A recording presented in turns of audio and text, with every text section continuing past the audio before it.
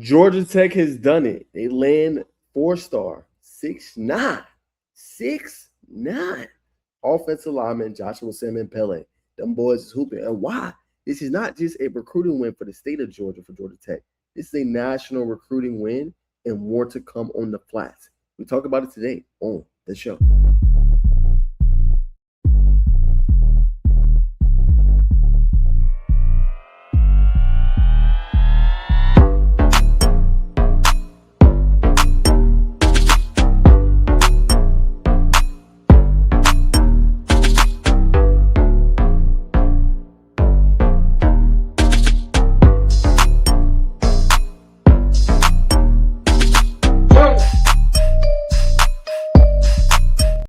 Yes, sir. Yes, sir. What's going on, y'all, man? Welcome back to the show, man. Georgia Tech is hooping.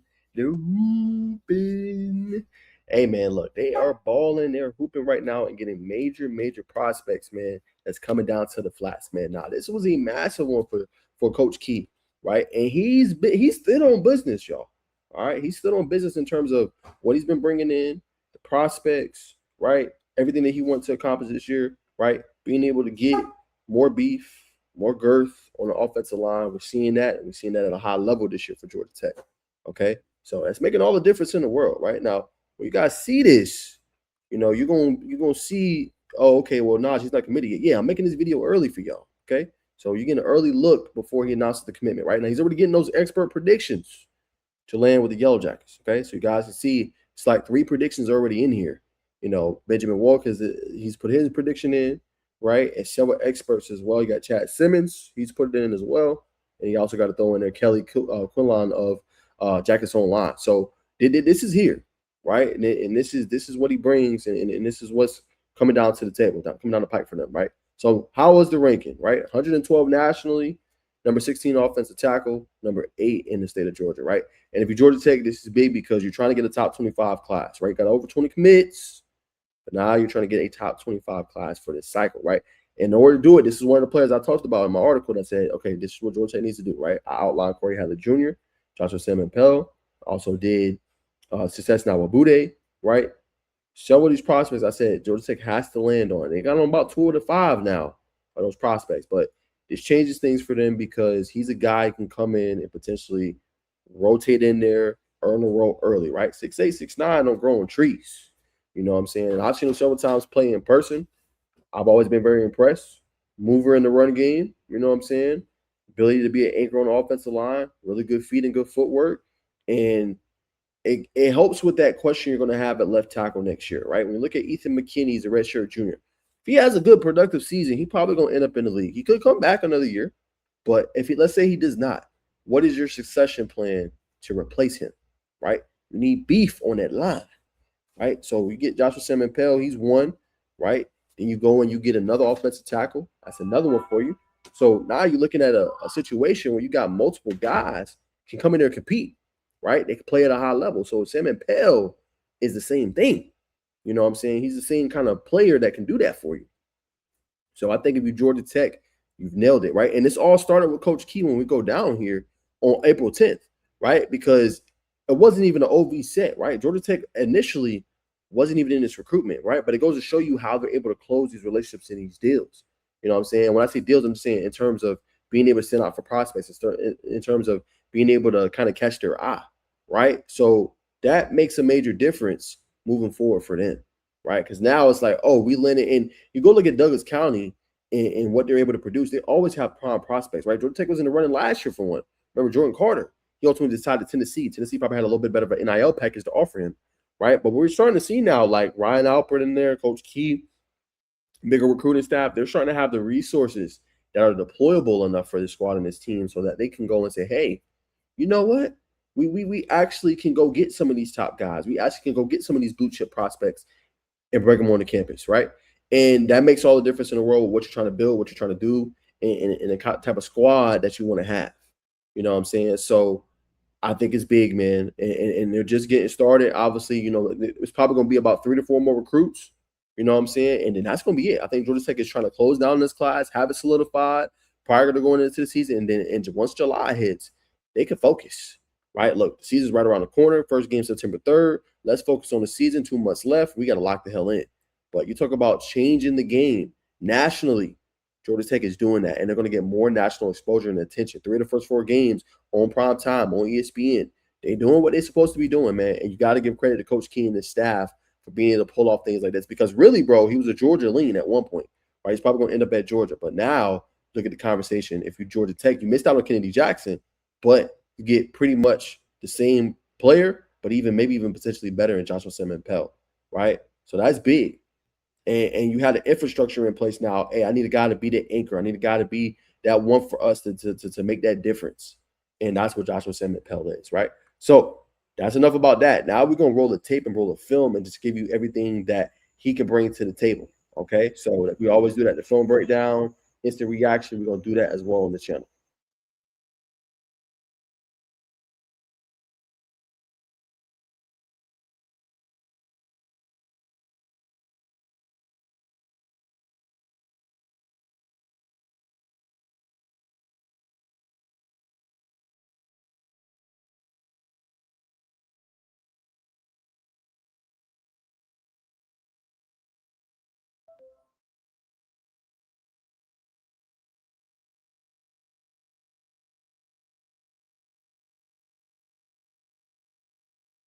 Okay, my bad, y'all. I was muted. But we won't look at the full tape. We'll look at probably about 4 to 5 minutes of this.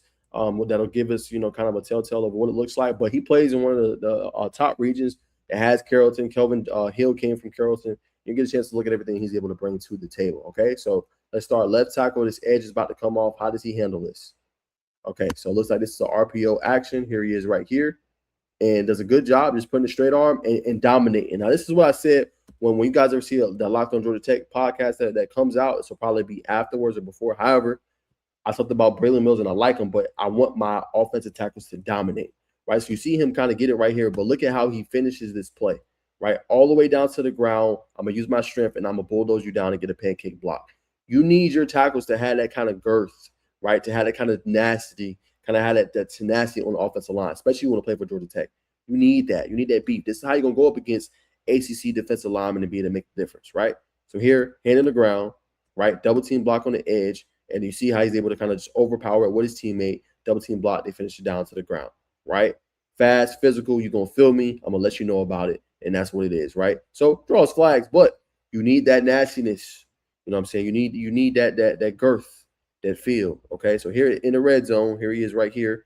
And then boom, you see him get a hat on the hat right here and just drive him all the way back, right? Exactly what you need and what you want. Hold on. Because I like that was a different number. Okay, he's right here. Boom. You see that? You see that big pancake? That was my bad, y'all. Couldn't see it. He's right here. And then boom, look at him move 57 out of the way and it opens it up easily for the touchdown. Right? So you got that as well. He can kind of come down in that gap, create that lane, create that hole that the running back can run through and being able to do that as well. And Georgia Tech loves that because they don't want their offensive tackle just to be a pass blocker, right? They also want them to be able to run block as well. Okay, so that's something to think about too. Okay, first and long right here. Okay, here he is right here on the line. This edge is coming. Will this be a pass play? Let's see. Okay. It is not. But as you guys can see, he's going to be responsible for this guy on the inside, right? So does a good job here. Finishes out the block. Dude gets tackled, but a smooth, strong block right there, as you guys can see. And he moves him. Here's the playoff game, North Cobb.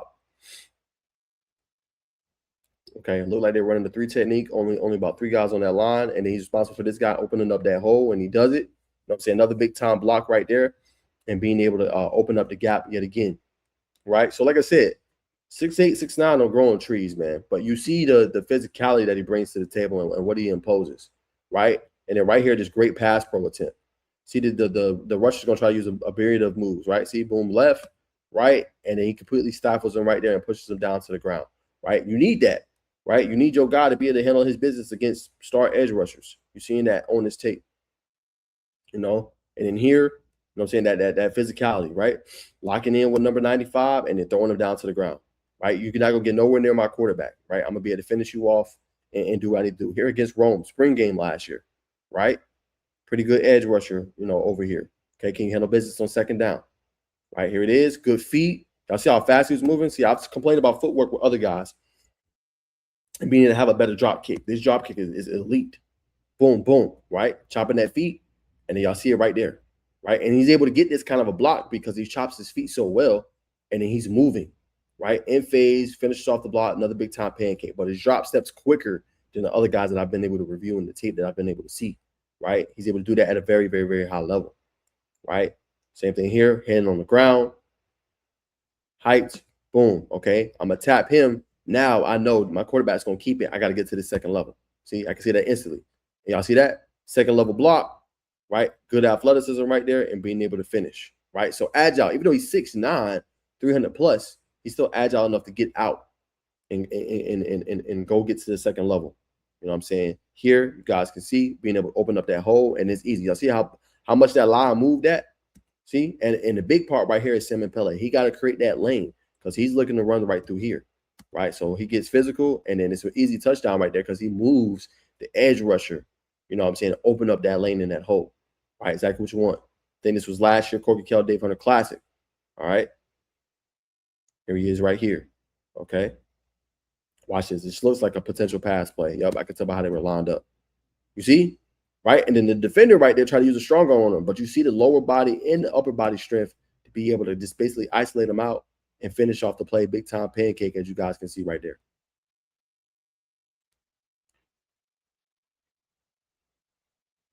Right here against Buford, right? Another major opponent. This was a big time matchup last year, you know, when these two teams played. So Buford always has some pretty good edge rushers and a pretty solid team overall. All right, so again, here against big number 43, probably going to be a run play by how it's looking. Nope. Okay, this one's a pass. Interesting. Okay, so let's see what 43 does against Sam-Epelle. Okay, yeah, that's not going to work. Yeah, you can't try to do hands or physical, right? That he's going to eat that up all day. Too much beef, too much size, too strong upper body. You know what I'm saying? So that was an easy block right there. Completely stole him. You know what I'm saying? Was able to, finish him off with ease. So curious to see if a defender is going to put a finesse move on him, explosive first step, or a spin or something. Haven't seen that yet. You can't strong arm Sam-Epelle. He's too strong, right? Same thing here. He's going to beat you every time, right? That's just easy. That's lunch money right there. You know what I'm saying? Because you try to use a strong arm, the dude's physical up front, right? So strong arm is not going to work. You know, that just ain't going to work. That ain't going to do it. Ain't going to cut it. You know what I'm saying? So you got to get something else. You know, I'm surprised these defenders are using these strong arms against them. Use a spin, something. But he's handling business. He's dominating. Right there. See? And then I like here, quick drop step, and then he's just waiting on the defender. See, boom? See the hands out? I'm waiting, and I've already beat you to the spot. But he's like, okay, let me not get too wide so it opens it up.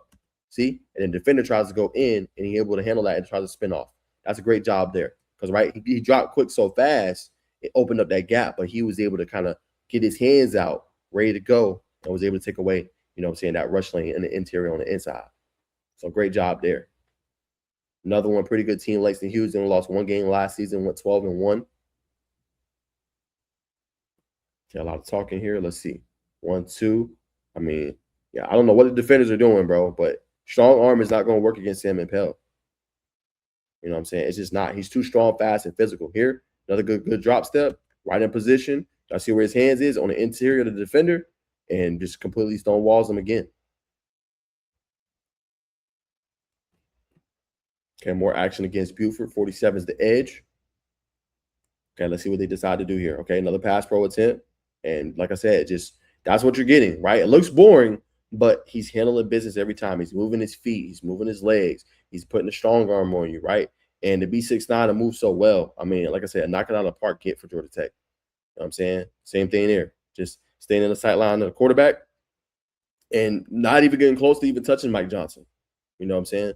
Not even getting close, right? And these are good teams. These, you know what I'm saying? This is the Carrolltons, the Bufords, right? These are top teams in Georgia high school football, and they're not even having a chance in hell. Same thing there. Like, good movement, good legs, you know what I'm saying? 1, 2, get strong arm on them, and then they have no chance in hell, right? Pretty consistent for Sam-Epelle, right? Very impressive tape. You see why he's a 4-star prospect, right? One of the top players. This is what he does on a consistent basis. 1, 2, boom. You try to come on the inside and see how you handle business. Good strong arm, right? And then them long arms can just stretch and extend out, right? And there's nothing you can do, man. I love this for this kid because he's going to get developed so good at Georgia Tech. And I think he's going to be, like, obviously Keelan Rutledge is the poster boy, but he's really going to be the poster boy of what Georgia Tech can do and develop. You know what I'm saying? because he's going to be left tackle, 4-star, like Keelan Rutledge came through in the portal, right? This is going to be a guy they developed within the program and was able to kind of get to that level in college. I think he has all ACC potential written all over him. He could be an All-American too. I mean, how he's dominating, how these guys are getting nowhere close, how he's dominating in this run game right here and just being able to open up big-time holes against D1 prospects, it just tells me all I need to know. How he can get to the second level, right? How he moves with his drop kick step here, just completely devouring the defender with his size, opening up another big-time gaping hole. I mean, y'all see, man, that was about 6 minutes of film.